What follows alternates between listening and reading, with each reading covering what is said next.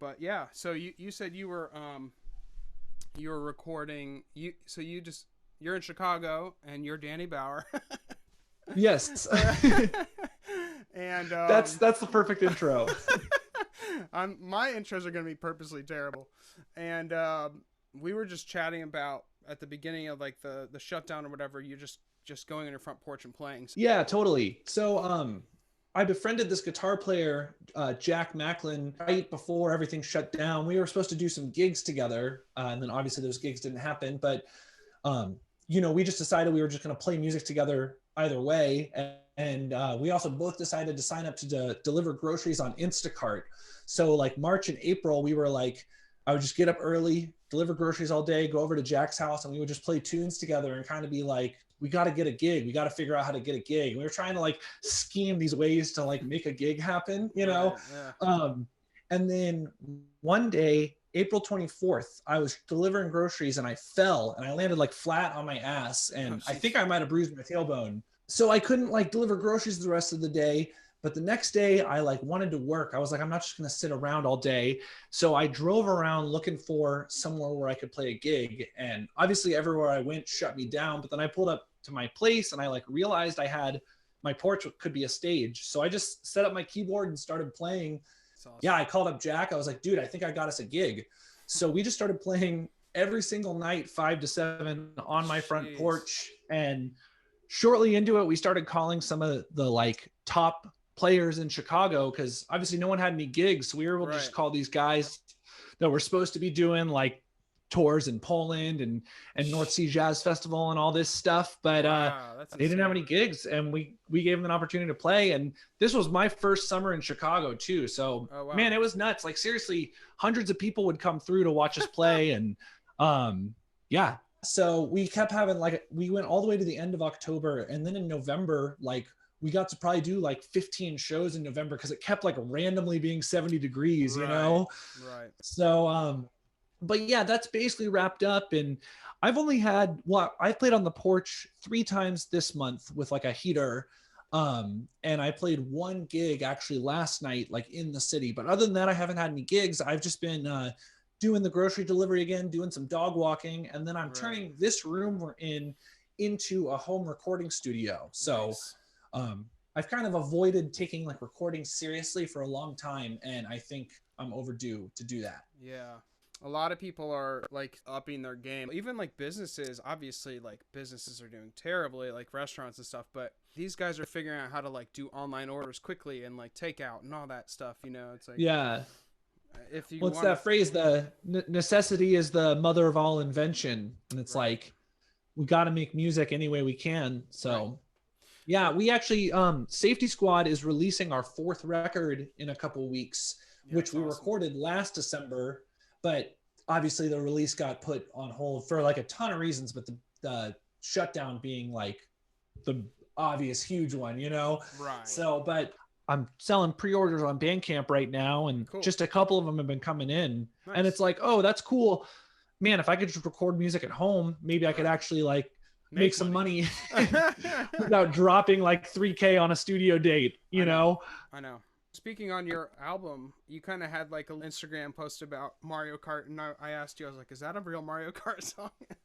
Yeah. Because I know all about Mario Kart because my 6-year-old loves it, and it really did feel like correct, like Like that association. association, yeah. Yeah, yeah. So, how does that relationship, like with music and video games, coincide, like for you, or how does that collide? Oh man, yeah. So I feel like my two oldest memories are playing Super Nintendo Super Mario World when I was like 3 years old, and also when I was 3 years old, seeing the Nutcracker with my family. My mom was a high school choir teacher, so like after school she would do the rehearsal for a show for 3 months or whatever, and I would like sit there. So I remember watching like Joseph and the Amazing Technicolor Dreamcoat rehearsals for three Nice. months and shows, and then like Right. next year was Little Shop of Horrors, next year was like, Oh, cool. so yeah. And then when I was like I don't know, maybe 8 years old or so, there was the game The Legend of Zelda Ocarina of Time, Yep.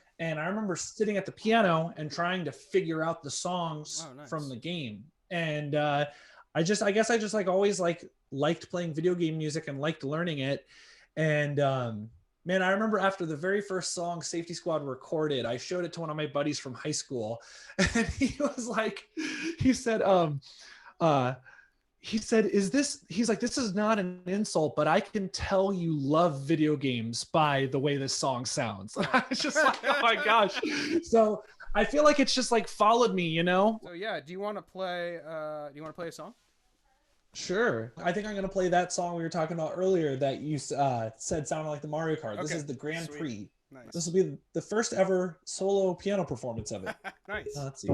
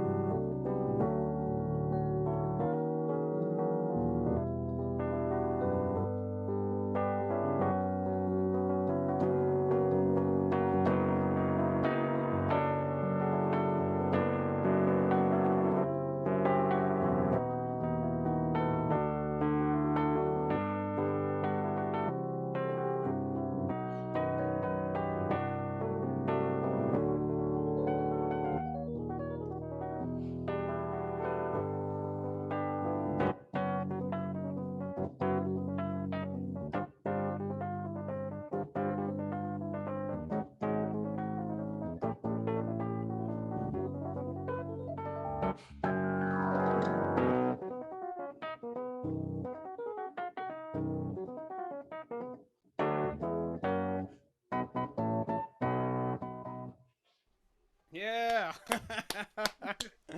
Thanks, dude. Man, that's epic. Something like that. Yeah, I know. Great. I didn't even mean for it to sound like a racetrack song, but that's what happened. That's great. I love it. So I guess I'm just gonna ask, what's Columbus like for you right now? What are your thoughts on Um, Columbus?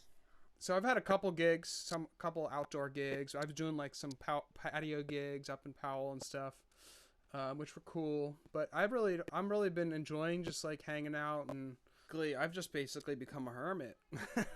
Yeah. I mean, I kind of go full force in that direction if it's like I think survival wise, just like, all right, I'm not allowed to do this, you know. I'm definitely a little bit like I need to do some stuff, but I'm kind of enjoying not gigging because I've been gigging for about 15 years.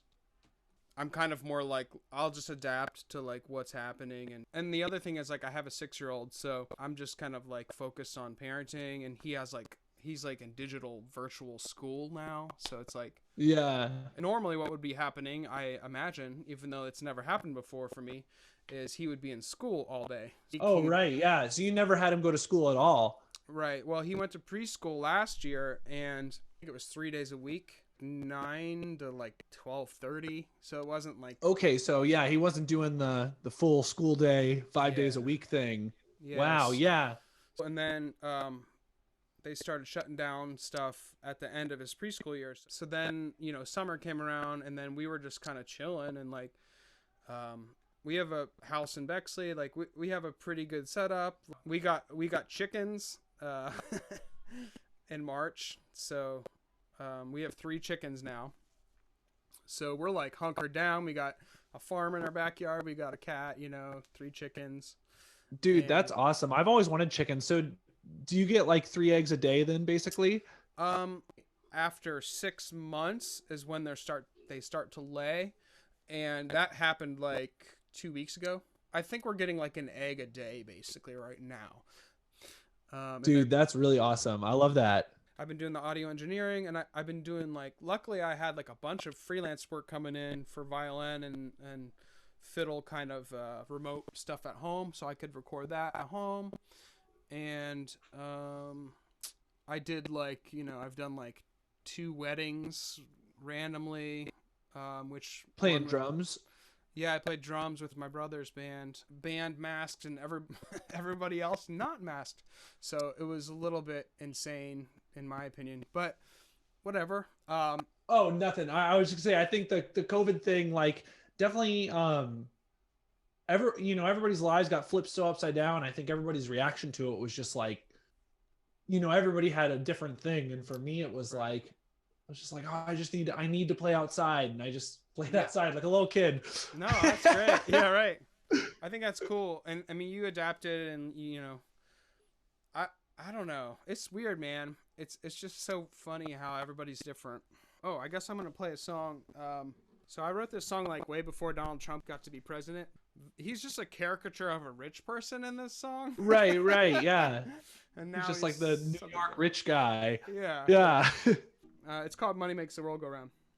They say money makes the world go round. More of it makes for solid ground. But I don't believe it. I don't believe it.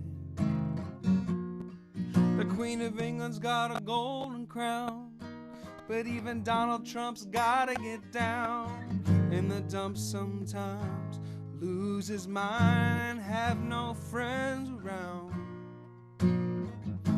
It makes me wonder about the ones I see on screen.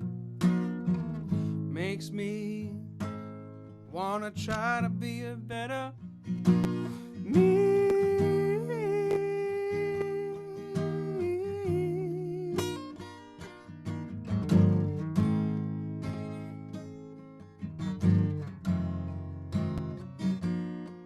We got people all around the world living off the shit that they found. Well, I don't believe it, even though I've seen it with my eyes. We got soldiers all around this world shooting at boys and girls, and I don't know just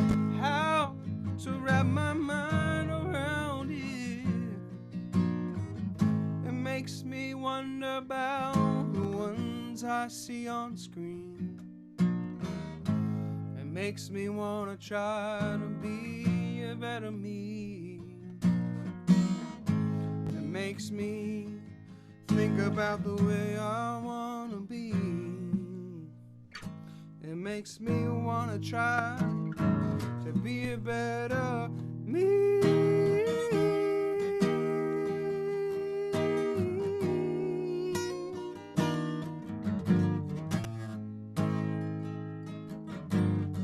To be a better me. The truth is all around us. We can't see it in America, 'cause we got false reality. We chase the American dream. The truth is all around us. We can't see it in America, 'cause we got false economy. And we chase unattainable dreams. No, I don't. No, I don't.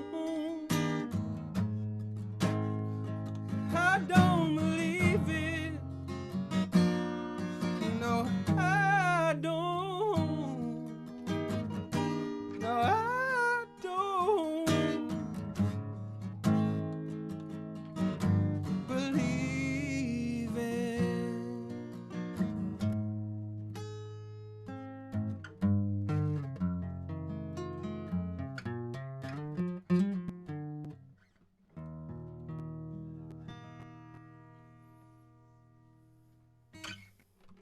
Yeah. Nice, dude. Thanks. I like that. Very good one. For me, I think it's like emotion and like saying what I need to say. That's kind of like when I do my music, and I care about the audience because like I'm releasing the music, but it's not really like my forefront part of me that wants to know how people perceive it and stuff. But a lot of it's just like I need it to come out of me. So like I'm curious is like what's important when you're performing and writing, and like how do those two differ? Like what's important when you're like putting music out? Like what are you trying to say, I guess, but you know. Sure. I guess I'll start with writing. I feel like when I'm writing music, like I kind of don't know what it's going to be until it's done most of the time. And I don't really know exactly what it's about. I kind of maybe have a vague idea, especially because this is maybe more in terms of the instrumental music I write, where I don't really know what picture I'm trying to paint until like the whole song is done. And sometimes the whole song doesn't finish until over several months I write a whole bunch of different things down. Mm-hmm. But when I write songs with lyrics, usually they're only successful if I know what I want to write about before I write about it, and then I can just like get it out there right away. And they kind of come together right away. So it's kind of like a dichotomy in my writing there. But as far as performing, like I try to be in touch with the audience. I think music is like a bridgeway between heaven and earth, between like the metaphysical and the physical. And it's like painting through time, you know, and it's fleeting, and it's like, you know, it's like 4-dimensional almost. Far out, bro. But I like it. That's great. So for me, like when I'm playing music, I like really try and look at the audience a lot, and I try and like laugh and have fun and like not take it too seriously, to like let people know, like to share the moment with us. And you know, I'm gonna shout out Matheson again. Matheson is one of the guys who I've played the most gigs with, and me and him would just play gigs where we would just like shout and cheer and just trying to have so much fun that everybody else has to have fun with you. I've always liked watching you perform, and like I don't know, man, I'm terrible at that. I was just a shy kid, so like I made myself like a character to have my own band. Like I have like a suit and everything, you know. And that was like by design. Like I have to do all that shit to build myself up to be like I'm like up here. Totally. And it's Isn't fun, that what what's a dead mouse, like he put the mouse head on his head because of kind of similar reasons, I think. Yeah, I mean, so I always kind of tell people, like, if you met my mom, it would all be clear. And she was a high school choir teacher she did high school choir for a long time, and then elementary school music, and then high school choir again. And Okay. so she's like a big ham, and I definitely get a lot of it from her, of just like loving the spotlight and loving being like goofy and stuff. And so yeah, I guess I've just always, like, ever since I was a little kid, I've like liked having the attention on me. So I don't know, maybe I'm just like a conceited asshole. No, man, it's different. I love it. It's funny because my dad is also a music teacher. So, or my dad is, not my mom. Cool. But I didn't know that. Yeah. So similar. Did he teach you?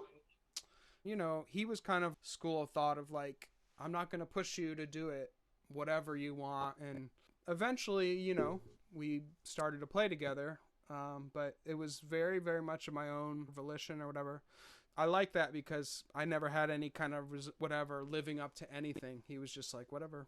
Violinist in grade school, like when I was 10. And then I played drums in the band when I was 12. They let me join in high school. They didn't let me join in middle school, which was really funny at the time. Oh, that's weird. When I was in elementary school, my mom, for me and my sisters, she taught me elementary school music, like 4th through 6th grade or whatever. Like, was the elementary school music teacher while I was there. Yeah. Well, so she did that for me and my sisters. That's cool. My dad taught me in kindergarten. I went to the school that he taught at. Gotcha. Cool. So yeah. I was like, Dad. It was weird. Yeah, it's kind of hard to have no lie. It's hard to have a parent at the school because when you do something stupid and get in trouble, you kind of have to get in double trouble, you know. Right. Which I don't blame my mom at all. Obviously, I think I deserve to get in trouble. Right. That's hilarious. So. It's the challenge now of like, do I do that with my son, or am I like, do I push him more, or blah blah blah. So I don't feel like my parents were like, you are going to be a musician, period. My parents always pushed me to practice. I think like 6th or 7th grade, my mom agreed to like give me $50 every time I could play every song in like one of the books, which would be like, you know, like a 50-page book or a 70-page book or something. That's so it would take me a couple months to be able to get through it. But then I'd get $50 and I was like on top of the world. My mom saved a bunch of money. And then going into high school, I started taking, my dad actually plays guitar, and he started getting interested in playing like jazz guitar while I was doing like jazz band at school. And we actually played gigs when I was in high school where he played guitar, I played piano with like a quartet, just at like a restaurant. And it was kind of like, I was like the music teacher's son. Like everybody knew me as like the music guy. So I feel like it was like definitely in my blood, and I'm glad I've pursued it.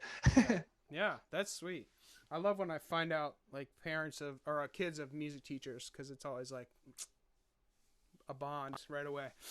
Yeah, no, that's awesome. Very cool. You want to play another one? Sure. How about I'll do one that I sing right now? Nice. Yeah, for sure. So, okay, so I wrote this in February after I met a girl with my band. I did this on my porch a whole bunch this summer, probably to the chagrin of some of my neighbors, but this was definitely a crowd favorite. And this song is called My Girlfriend in Dubai. Nice. And it's a ska song. Oh, I love it. Okay.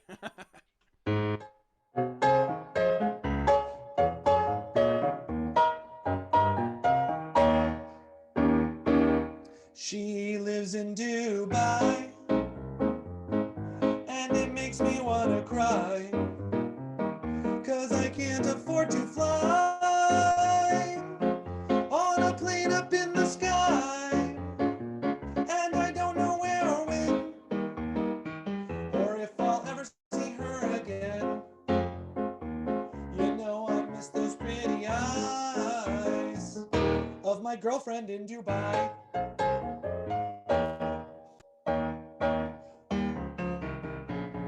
She's a queen living in the desert. I'm a poor boy in a small apartment.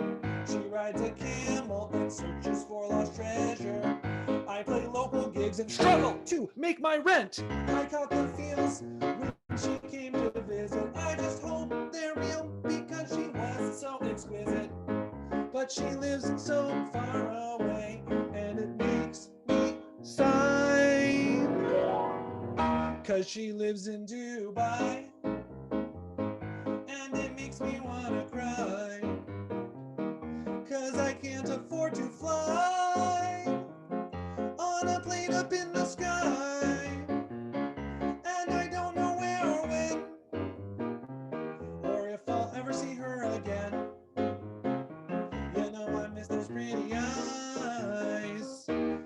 girlfriend in Dubai.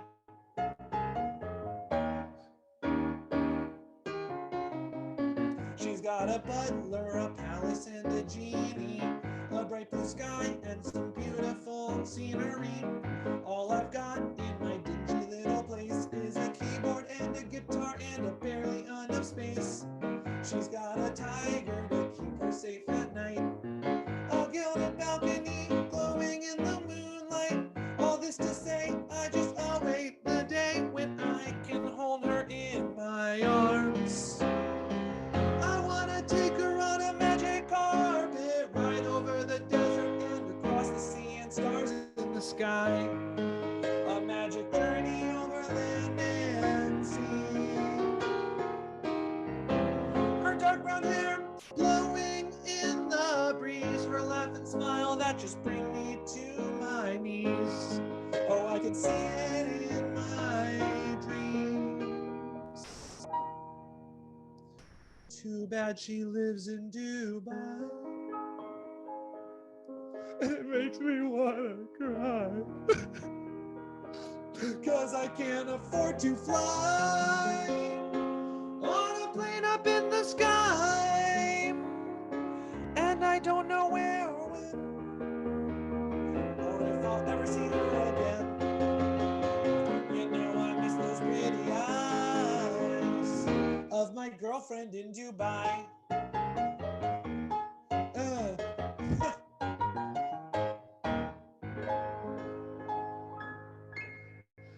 And I promise that she's real. I love that. Thanks, dude. I love that ending. It's the best. Oh man, I haven't sung in a while. That was thank you for singing a song, and then I felt compelled to sing a song. I got to do that more. Hey, I don't have any instrumentals, so. All right. All right, your turn. Do you have any music projects you're working on right now? Besides, I guess this is kind of a music project. Do you have any other music projects you're working on? I have 2 singles that I'm trying to like release with my band. I say band, but both of them actually were recorded without my band. But I mean, you know, I put them together as, you know, my band is basically me and everybody else. But it's crazy because I had this song for like, I don't know, a couple of years that I hadn't finished. And I met this guy, Ezra Hamilton. He goes by Ezra John in Wheeling, West Virginia, just at a wedding in Columbus, actually. He writes like amazing R&B soul music, and he is just insanely good, talented guy. And I just one day was like, we kind of just become friends, and I would go to Wheeling, he'd come here and like stay over and hang out and just like play music and do shows. And I was like, can you produce a song for me? I was just like, and he was like, cool, let's do it. We never worked together. And Yeah. drove to Wheeling. I got to his house and we were just like, bam, like hammer the song out. It took us like the whole day and we were done. I was like, dude that was that's like awesome. the coolest shit ever. Yeah.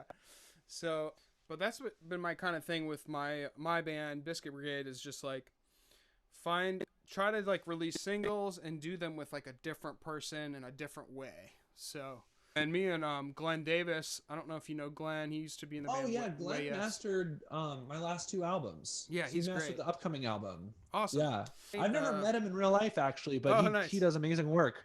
Yeah, he's great. And I hired him to kind of produce a song as well, and we did it over Zoom. It was really cool. And we worked on the beat together, like put that drum over here, nope, there, nope, there.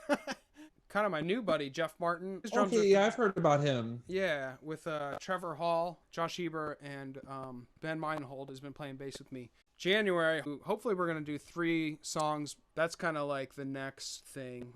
It's like, I had the goal of like, I'm going to release a song every month, and then it was just like, that's not going to happen. Yeah. So a lot of it is honestly just like my own, like, you know, insecurities. Like, I don't want to, you know, it's like I have to be at the point of like, I'm sick of myself, and then I release it. Right. Dude, I mean, we recorded this album in December, and I kind of like hated it for a long time. And Yeah. I'm kind of glad I didn't listen to it at all. I kind of tried to like pretend it didn't exist for like 5 months, you know, and then Max finally called me and was like, dude, we have to release this. And I was like, yeah, you're right. Nice. So, and then I went back and I was like, oh, I actually think this is good now. But yeah, I feel you on that, man. We're always striving for something, and it's like just a little bit out of reach always, you It's know? always, yeah. I think Stan Smith was like the guy that, I don't even think he told me this, but I heard it, which was like, you have to look 6 months back. Yeah, yeah. Like, that's kind of like a duh moment, but Right. But yeah, it does put things into perspective for sure. Yeah. yeah. You can't look 6 months ahead because your brain and your fingers and your mind, it's not there. It will be there in 6 months. Right. Yeah. You want to have to strive trust for it, that. but yeah, you have to trust it. And if you can compare yourself to it in a healthy way, but if you're like losing sleep because you're not as good as you're going to be in 6 months, like you're just in big trouble. Yeah, man. And I know a lot of people that just don't ever do anything because they're just like, oh, it's never good enough. And it's like, my mindset now is I'm a documentarian of my own music. I just have to release it and document what I'm doing. You know what I mean? Totally. No, Yeah. there's no, I mean, obviously I'm not objective, but that can be kind of objective. Like, cool, this is what I'm doing now. I feel that definitely. This was written like while I was on tour with John Allen and Andy Shaw Band. Actually, he was playing bass. Okay, cool. Florida, right when Trump got elected. So.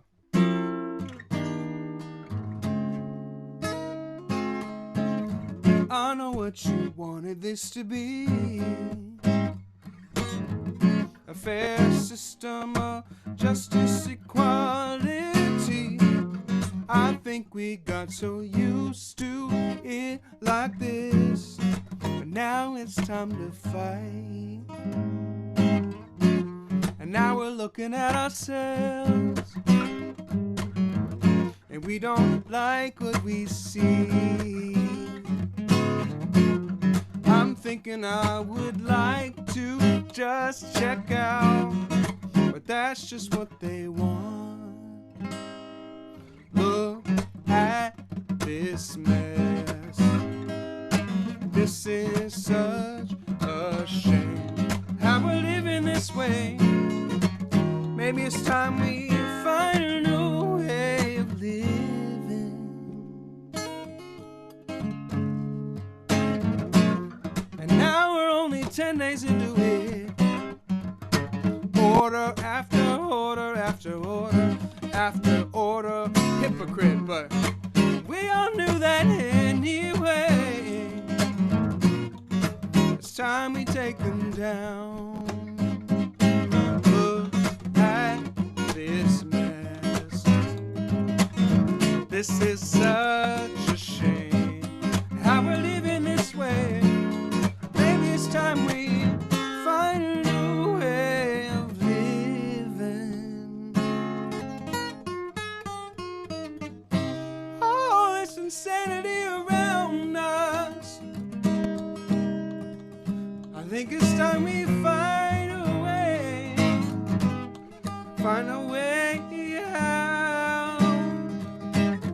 out.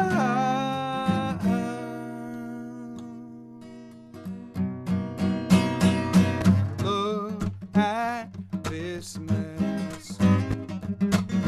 This is such a shame how we're living this way.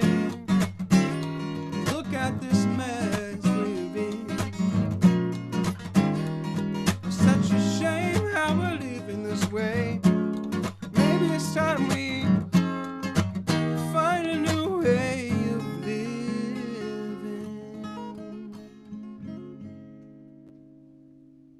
Yeah.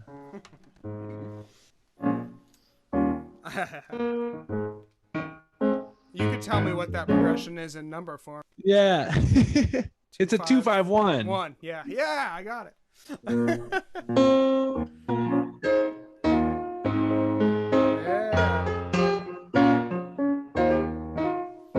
think Yeah, that was, nice. I like it, dude. Thanks. I think Jesse Barr taught me that 2-5-1. This is a crazy one. I want to hear you. Okay. Is religion More good or more bad for humankind? Oh, wow. That's an intense question. Well, I like to go hard. yeah, I think that the question is a little bit bogus because I Okay. think humans are inherently faith-driven creatures, Okay. and we have faith in all sorts of stuff all the time. Right. So it's like inevitable that people are going to worship, and Right. lots. I mean, I could call out everyone right now. How many people worship this thing? Of You course. know, For it's sure. first thing you look at in the morning when you Right. wake up, last thing you look at before you go to bed. You're bowing to it all day. Like, so I think that while obviously people have done atrocities in the name of religion, I Yeah. think codifying codes of ethic into a faith are more good than bad. How's that for an answer? I like it. No, I kind of agree too, because like, I don't know. The more and more I think humans are just flawed. Yeah, yeah. It's like religion. It's not religion's fault. You know what I mean? No, it's humans' fault. Humans' Yeah. fault. What's that? The line of good and evil runs down the heart of every man. I can't remember who said that, but Mm-hmm. I know I'm a nice guy most of the time, but I've been real nasty before. Yeah. I've done all of us have. You don't have to Yeah. think too. Look back in the last 6 months, you probably did something nasty to someone, Right. even in a small way. That stuff can spiral out quickly. That's true. It's just when you label it, it starts to get like, oh, well, you said you were this. Yeah, well, and you like dogma, you can like really get lost in the weeds of dogma. Like a book like the Bible spans thousands of years, and so there's stuff that if you put like two things right next to each other, it's like, oh, this is contradictory, and it's like it's a very complex system. Trying to Right. legislate morality is like an insurmountable task because we're flawed, like you said, Right. So I was thinking about this the other day, like any institutionalization of anything. It's like yeah. schools are shitty because of this, or like, Right. And it's like, it's interesting because you look at the school, it's like, well, all the teachers at the school are pretty good. The principal's pretty good. right. Like, how come the thing as a whole did these shitty things to these kids, Dude, I've been on the Scientology freaking documentary Wormhole. I don't know if you've ever watched any of that. Scientology? Yeah, it's like Leah Oh, Remini. yeah. Okay, I haven't watched it, but my mom likes watching that kind of stuff. It's crazy. Chick Corea is a Scientologist, and he has an Wow. album. Actually, probably my favorite album of all time is Chick Corea's "Romantic Warrior," and it's dedicated to L. Ron Hubbard. But it's so good. It's such an amazing album. But yeah, dude, pretty it's out there. not good. Yeah, I know. Don't look into So it. out there. It's bad. It's Gets all the loopholes. Yeah. It's genius and horrible. Sadistic genius. Yeah. This is from Safety Squad's album Adventure Jazz. Actually, last night I played a Hanukkah gig with some friends, and Nice. I don't think any of us had ever done a klezmer music gig before, but we just we made it happen. It was really fun. But we played this song, which is a song I wrote. It's called Hasidic Jig. I like it.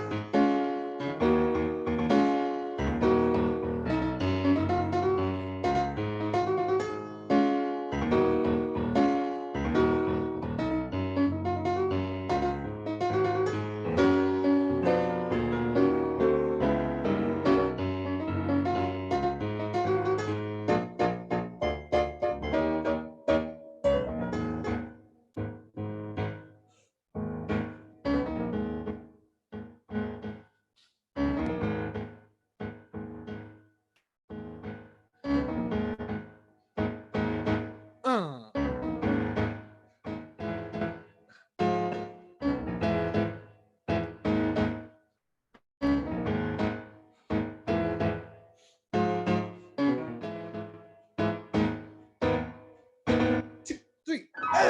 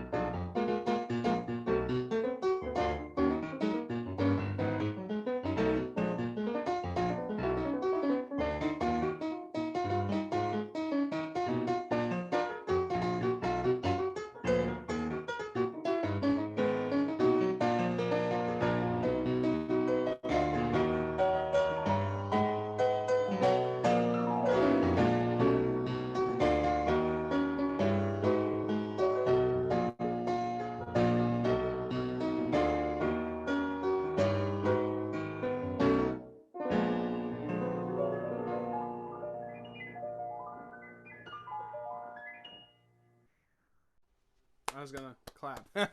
I muted myself. Thanks. Nice, man. Yeah, it's crazy. It's. Hey, You know. I'm gonna change my question. I got a better question. What's your vision for 2021 for you? I think for me, like, I'm a creative person and I like to have all the decisions, already made. But I also want to explore the idea of like, let's collaborate and other people do stuff. Yeah. Because obviously, music should be shared with other people. But I'm so headstrong. I'm like, I already know what everything needs to be. So, so I want to explore that part of myself with my band specifically. The hardest part about having a band is like getting people interested in what you're doing. Yeah. So, I like to explore that collaborative side of myself, and I've been quietly like doing some covers and recording them. And so, do you know Wib Schneider? Yeah. Yeah. So him and I have been kind of like slowly collaborating on like actually a Wolfpack tune. My projects now, I'm going to like do a little bit and then just like slow burn it for a long time. That's kind of like how my brain is trying to work. I think being on the creative side of things, we like try to we like think there's all this urgency behind the whole thing. And Yeah. I know I certainly felt that way with like some of the Safety Squad stuff, but this summer I quit social media cold turkey for like 6 months, and Nice. like Safety Squad was like effectively dead. That band doesn't exist anymore. Yeah. But then like it was like, oh well, we have this music to release, and I've been making these posts to get this ready, and like I think there were hundreds of people just like kind of not like sitting there waiting for the next Safety Squad album, but and then we're Right. like, hey, there's a new album. There's people like, oh, like cool, like yeah, finally, thank you, like I can't wait to listen to this. It's like, oh yeah. So even if let's say like 5 years goes by and your thing doesn't come out, there's like people who will be like, oh yeah, like I love the other record, like let's hear what this new thing is, Right. The COVID thing, it's like everybody's remote. So yeah, like, it's kind of cool. It opens up that world, even though it's already been there. It's like now we can fully take advantage of like, hey man, we can't get together. Just like send me some keys on this shit if you like it. right, yeah. I'm doing like Patreon now, and I have like a slow trickle of like people starting to like join it, which is really cool and kind of gets me excited. Like some people care about what I'm doing, and I can just kind of say, hey guys, like I know you care. You kind of put your money toward this, so like here's another thing I'm doing, Yeah. You have to just be like, I have to be just like, I'm going to put some stuff out and try to do it regularly and try to like respect those people because they're giving money. Even the dude, Jack Conti, the guy that created Patreon, like I've been watching his videos and he's just like, you're going to fail a fucking lot. Yeah. You know what I mean? That's his whole thing. He's like, you're going to put a bunch of shit out there and see if it works. And it's like, Yeah. It's going to suck and it's going to be hard and a lot of people are not going to like it and are not notice it. Yep. Yeah, and like, sometimes you put cool. 20 hours into a thing that nobody sees. It's Exactly. like, what? How did that happen? Yeah. Yeah. And it makes you wonder like why you're doing it, but like we have to do it. You know what I mean? So I played the gig last night, and before that, I played duo with a buddy on my porch like maybe 2 or 3 weeks ago, and then it was probably another 2 weeks before playing before that. So just playing last night, playing a background music Hanukkah klezmer gig, like it was like, oh my gosh, this is like amazing. It was like the Yeah, most fun gig ever. And it's we were great. playing like, you know, the music was good, I think, but it's like obviously not what Yeah, I would play on a regular gig. And no one was really listening, but it was just like me and two buds. My Tim Sicer was playing bass and Jonathan Marks was playing drums. They're both yeah, like really awesome Chicago that's dudes. great. So it's Really just like cool. felt, you know, your soul just needs it. It's like, Yeah, it's like instant, like we were talking about earlier, you know, music teacher parent or musician parents. It just like right. bleeds through you. Yeah, and I think like I'm just excited to like attempt to do more big group performances. Hopefully, when we get back to normal, whatever, you know, big groups of people will want to play music together again. Yeah, yeah. A lot of It's people just like, think there's going to be a like an explosion, like a renaissance kind of where like people are right. just going to be like trying to make all sorts of music happen all the time. I hope so, and I think that's Yeah. it's gonna be an explosion. It's gotta be. There's so many people. Yeah, definitely. Hell yeah, man. And what if people want to like? You got the safety squad coming out, and how do people find that if they want to? The best way to know about what I'm doing would be to go to dannybauermusic.com and sign up for Okay. the email list that'll pop up. But yeah, follow Real Safety Squad on Instagram or Safety Squad on Facebook. And the album is called Level Up. So safetysquad.bandcamp.com/level up. Album will be available streaming everywhere December 27th. So whatever Nice. streaming platform you might use, go ahead and click follow on that so you can stream it the day of if you don't want to buy it. Well, thanks, man. I'm gonna call it. Sorry, I only did 2 songs, but Hey, that's okay. We're deep in it. We're almost 2 hours in, going hard. I appreciate you hanging out with me, man. No problem, man. Yeah, thank you. This is This cool. was fun. Looking forward to the next time we talk or collaborate or whatever.